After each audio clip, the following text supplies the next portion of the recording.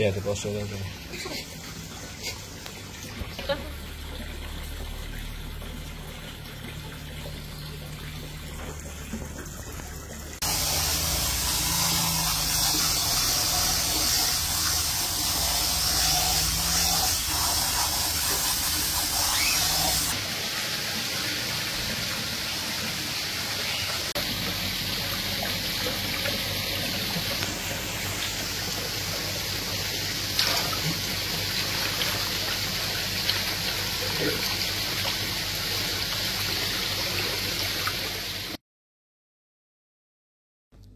Assalamualaikum warahmatullahi wabarakatuh.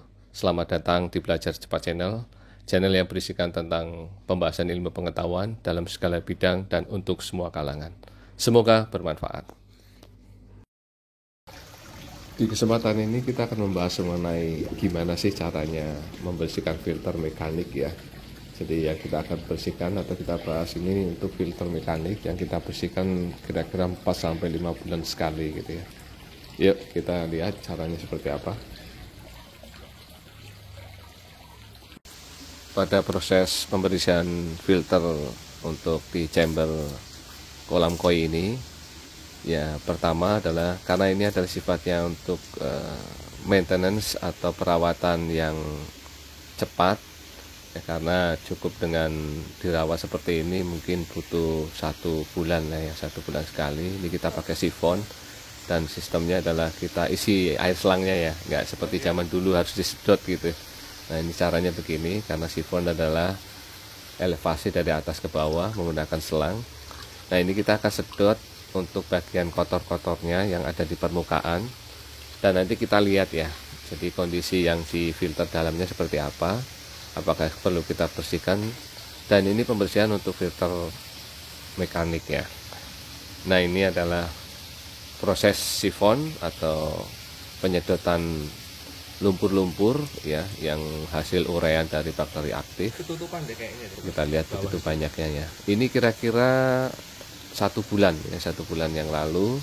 Jadi preventif kita harus bersihkan kotoran ini 1 bulan sekali, karena ini kotoran di permukaan. Kalau kita lihat nanti, kalau setelah kita sedot dalamnya tetap masih bersih, tuh terlihat itu ya, biokristalnya sudah mulai terlihat, karena ini bagian biofilter. Nah ini kita lihat ya, ini kondisinya hanya di permukaan saja, ternyata di bagian biokristalnya masih bersih. Jadi kalau filter biologi ini kita jarang sekali bersihkan. Dan ini adalah chamber yang pertama yang isinya sikat ya, sikat senar. Kita bersihin, kita sifon aja. Nah ini 1 bulan sekali kita sifon begini, dan kira-kira 4 bulan sekali kita angkat ini sikatnya. Ini sudah lumayan agak kotor ya, ini kemungkinan sudah kira-kira hampir 4 bulanan inilah ya. Jadi sebenarnya kira-kira 2 mingguan lagi atau paling lama kita akan angkat filter ini untuk dibersihkan. Ini chamber yang kedua, yang bawahnya ini berisi ada jaring nelayan, terus ada lagi jet mat, terus ada busa ya, busa tebal. Ini kita juga sifon, kita di permukaannya. Coba nanti kita angkat ya, kita angkat bagian jet matnya sama busanya, nanti kita bersihkan juga. Nah ini kita lihat, terus nanti juga akan kita lihat setelah ada jet matnya dan busanya yang kita angkat, nanti kita lihat seperti apa jaring nelayannya. Nah pada saat kita angkat, kita juga langsung sifon di sini. Nah, ini kalau kita lihat, ini pompa sementara kita matikan supaya tidak mengalir ke chamber berikutnya. Nah ini kita sedot terus sambil diangkat supaya kotoran tidak kemana-mana ya. Nah kita lihat sangat efektif itu ya, tersedot oleh selang dan itu dibuang keluar ke saluran. Nah terlihat di situ, kita lihat. Nah itu jet matnya pun juga masih kondisinya bersih. Kalau setelah kita lakukan sifon, kita bersihkan juga, atau kita sifon juga yang bagian-bagian busanya untuk pelapis atau penutup samping-sampingnya. Ini kita lihat ya, sudah mulai agak bening.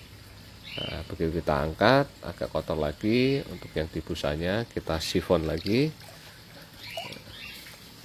Terus prosesnya seperti ini. Nanti setelah jet mat ini akan ada jaring nelayan. Nah, kita lihat juga nanti jaring nelayannya apakah cukup masih bersih atau perlu kita angkat. Karena kalau jaring nelayan ini biasanya dibersihkan lebih kurang 6 bulan sudah cukup gitu. Padahal kalau kita lihat video sebelumnya ya, ikannya ini hampir 97 ekor, jadi cukup padat. Tapi kedalaman kolam ini sampai 1,6 meter. Nah, kita lihat ya, sifonnya sangat bekerja dengan baik. Semua kotoran-kotoran lumpur bekas uraian terangkat. Nah, setelah itu kita angkat busanya tadi, kita semprot dengan air yang lumayan bertekanan supaya tembus dan kotoran atau endapan lumpur bisa terbuang di sini. Nah, kita lihat itu ya, kondisinya lumayan coklat tapi lumayan tidak pekat. Ini jet matnya, ada beberapa lapisan jet mat, tapi kita coba perlihatkan hanya beberapa aja, atau mungkin hanya satu saja ya, karena bicara masalah durasi. Yang penting prinsipnya atau cara kerjanya sama seperti ini gitu ya. Nah, kita bersihkan, kita semprot sampai nanti betul-betul itu lumpur atau endapan dari uraian bakteri aktif ini tidak ada lagi. Nah, itu ya.